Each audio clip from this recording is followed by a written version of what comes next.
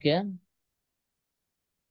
আচ্ছা, তো আমরা আসলে যে জিনিসটা পড়তেছিলাম, ওকে, ফার্স্ট অর্ডার রেসপন্স তো দেখাইছিলাম।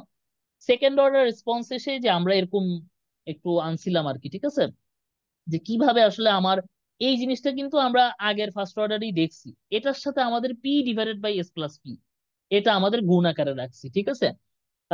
তো এবং সেকেন্ড অর্ডার সিস্টেম হয়ে গেছে। তো এখন আমরা কিছু একটু দেখবো যে পি এর ভ্যালুটা চেঞ্জ করলে কি ঘটনা ঘটে, সেগুলো আমরা একটু দেখবো। তো এখান থেকে একটু দেখো, এই ছবিটা তোমরা ভালো বুঝবা, এখান থেকে দেখো আমাদের আগের আগের রেসপন্সটাই আমাদের আছে, এবং এটাকে আমরা দুইটার গুণফল যেহেতু, তাহলে এটা একটা ব্লক, এটা একটা ব্লক, এভাবে কিন্তু আমরা লিখতে পারি, তাই না? আচ্ছা, এখন খেয়াল করে দেখো, পি এর একটা ভ্যালু নিলাম, ধরো পি নিলাম 3, ওদের মতো করে, ঠিক আছে। পি যদি আমরা 3 নিই, তাহলে এটা কি হয়ে যাবে বলতো, এই পুরো রেসপন্সটা কি হয়ে যাবে, 1.5 ইন্টু 3, তার মানে কত হবে, 4.5 মনে হয় নাকি। আর এটা হবে S square, 3.3 plus 1.5, 4.5 into S plus 1.5 into 3, মানে 4.5। এরকম একটা সেকেন্ড অর্ডার রেসপন্স আমরা দেখতেছি। তো খেয়াল করে দেখো, এখানে তোমরা ভালো মতো খেয়াল করে দেখো যে তোমার এই যে তোমার, যখন আমরা এই রেসপন্সটা আমরা পাইলাম, রেসপন্সটা দেখো এরকম পাচ্ছি দেখো, এবং ওয়ান একটা স্টেডি স্টেট ভ্যালুতে পৌঁছে গেছে, যখন পি এর ভ্যালু 3, তখন আমরা এরকম একটা রেসপন্স পাচ্ছি। এই পর্যন্ত আশা করি বুঝছো। এবার পরের স্লাইডটাতে আমরা একটু যাই, আর একটু ক্লিয়ার হবে দেখো। এই যে দেখো, এখানে তোমরা দেখতে পাচ্ছ খুব ভালো মতো যে পি এর ভ্যালু আমি চেঞ্জ করতেছি, ঠিক আছে। পি এর ভ্যালুটা চেঞ্জ করে করে আমরা কিন্তু বিভিন্ন পোল আনতে পারবো, এবং সেই পোল গুলো আমাদের লেফট হাফ পোলও হইতে পারে, রাইট হাফ পোলও হইতে পারে, তাই না? আচ্ছা, প্রথমে আমরা লেফট হাফ পোল দেখি, দেখো এই দেখো, এখানে দেখো আমাদের এখানে যে লেফট হাফ পোলটা আমরা দেখতেছি, দেখো বিভিন্ন পোল, এই যে এই পোলের জন্য রেসপন্স পাচ্ছি এরকম, এই পোলের জন্য রেসপন্স পাচ্ছি এইরকম, এই পোলের জন্য রেসপন্স পাচ্ছি আমরা এইরকম, এই পোলের জন্য আমরা রেসপন্স পাচ্ছি এইরকম। তো এরকম আমরা বিভিন্ন রেসপন্স কিন্তু পাচ্ছি। তো এখানে আমাদের বুঝার বিষয় আছে কিছু, দেখো বুঝার বিষয়টা হচ্ছে, দেখো যত তুমি অ্যাডিশনাল পোল অ্যাড করতেছো এলএইচপি তে, মানে লেফট হাফ প্লেনে, তত দেখো তো আমার রেসপন্সটা ডিলে হচ্ছে না, তত কিন্তু আমার ডিলে হচ্ছে, দেখো দেখছো, জি স্যার। তত কিন্তু ডিলে হচ্ছে।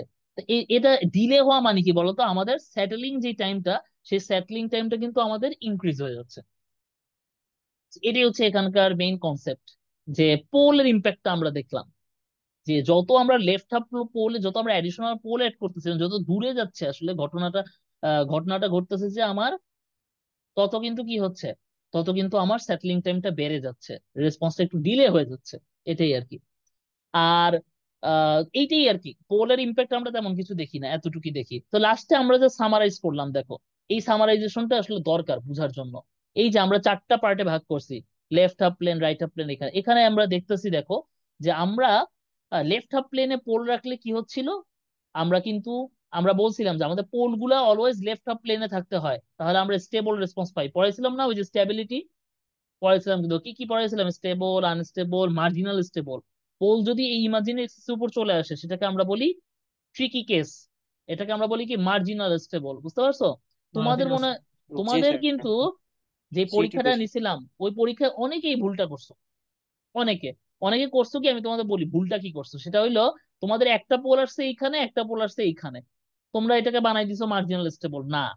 যদি শুধু পোল, যদি এমন হতো দুইটা পোল আসছে, দুইটা পোলই এটার উপর, তাহলে মার্জিনাল স্টেবল। একটা পোল এখানে আছে মানেই সে স্টেবল হয়ে গেছে, আর সমস্যা নাই। কারণ তোমাদের যেই ছেলেটা মনে হয় 19 পাইছো, ও মনে হয় এই ভুলটা করছিল, ও মার্জিনাল স্টেবল লিখছে, এই কারণে ওকে আমি পরে 1 মার্ক কেটে দিচ্ছি, ওকে আমাকে 20 মার্ক দিতে ইচ্ছা করতেছিল, কারণ ও কোনোই ভুল করে নাই। শুধু এই সিলি মিস্টেকটা করার কারণে পরে ভাবলাম যে যা 1 নাম্বার রেখেই দিই, কি বলো, 1 নাম্বার কম দিই, না তো বন্ধুরাও মন খারাপ করবে যে ও 20 পেয়ে গেল। আচ্ছা, মজা করলাম। তো ও মার্জিনাল স্টেবল না লিখলে ওকে আমি বেশি বেশি দিয়ে দিতাম, যাই হোক। তো এইটা, তো এইটাই হচ্ছে এখানে, রাইট প্লেনে থাকলে তো এটা হবে। সো পোলের ইম্প্যাক্টটা এভাবেই হয়, যে left half plane, right half. আমরা সবসময় লেফট হাফ প্লেনে পোল রাখার চেষ্টা করি, রাইট হাফ প্লেনে রাখি না। আনস্টেবল চাই না আমরা কোনো কিছু, আনস্টেবল রেসপন্স দিয়ে আমাদের কাজ নাই। এবং স্টেবল আনস্টেবল সেই রেফারেন্স দেখো বুঝতেছো, যে আস্তে আস্তে এইখানে এই যে এই রেসপন্সটা দেখো তোমরা বুঝতেছো যে আস্তে আস্তে ওভারশুট হচ্ছে, তবে আস্তে আস্তে একটা পর্যায়ে স্টেবল ভ্যালুতে পৌঁছে গেছে। আর এটা হলে আনস্টেবল, কারণ বাড়তেই থাকবে, বা এটা এক্সপোনেনশিয়াল ইয়ের মতো, এক্সপোনেনশিয়াল গ্রাফের মতো, বুঝতে পারছো? স্টেবল রেসপন্স পাওয়া যায় না এখানে।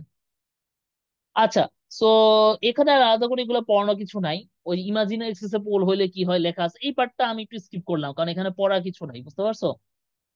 আচ্ছা, তো এইটাই লাস্ট এইটাই সামারি করে দিয়েছি যে লেফট হাফ প্লেনে যদি পোল থাকে সেটলিং টাইম ইনক্রিজ হয়, এবং পোলটা যদি লেফট হাফ প্লেন থেকে অনেক দূরে হয় তাহলে ইফেক্ট আস্তে আস্তে তোমার কমতে থাকে।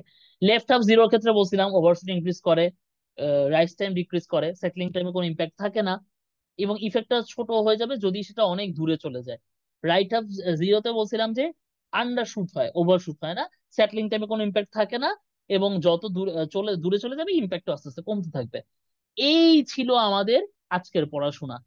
এই নেক্সট দিন আমরা হচ্ছে এই ওভারশুট জিনিসগুলো ভালো বুঝতে, নেক্সট দিন আমরা কি পড়বো একটু দেখায়নি।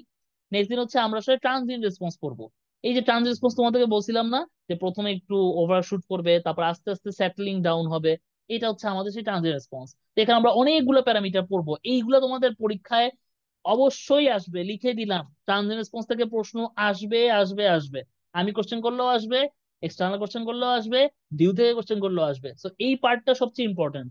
লাস্ট অনেকগুলো অঙ্ক আছে, অঙ্ক আসবে এখান থেকে। সো ডিলে টাইম কি, রাইজ টাইম কি, সেটলিং টাইম কি, ওভারশুট ম্যাক্সিমাম ওভারশুট কি, পিক টাইম কি, এই জিনিসগুলো কিন্তু আমাদের দরকার।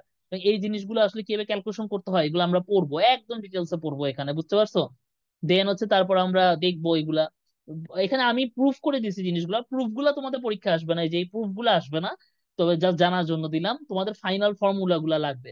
তো এই কারণে দেখো লাস্টে কিন্তু আমি ফাইনাল ফর্মুলাটাও তোমাদের হচ্ছে যে ইয়ে করে দিছি। এই যে দেখবা লাস্টে তোমাদের ফাইনাল ফর্মুলা গুলাও আমি হচ্ছে তোমাদের এই যে সামারি করে দিছি। তারপর একটা ওই যে প্রফেসর আছে নর্থ ইস্টার্ন ইউনিভার্সিটি, তার হচ্ছে একটা লিঙ্ক থেকে আমি তোমাদের জিনিস দেখাবো, রেফারেন্স কিভাবে চেঞ্জ হয়, খুব সুন্দর লাগছে। এরপর আমরা অঙ্কগুলা করব, ঠিক আছে?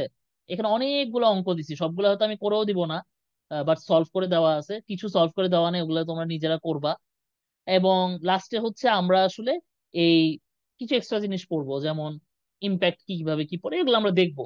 ঠিক আছে, এইটা আমি আসলে এক ক্লাসে শেষ করতে পারবো কিনা ট্রাই করব। ঠিক আছে, না শেষ করতে পারলে তো আবার ঝামেলা, এটা 4 ক্লাস শেষ হলো না, এই আর কি। সো নেক্সট দিন আমরা এগুলো পড়বো, ঠিক আছে? নেক্সট ক্লাস কবে হবে? বুধবার, বৃহস্পতিবার রাত 10টায়। ঠিক আছে? কারো কোনো কোশ্চেন আছে?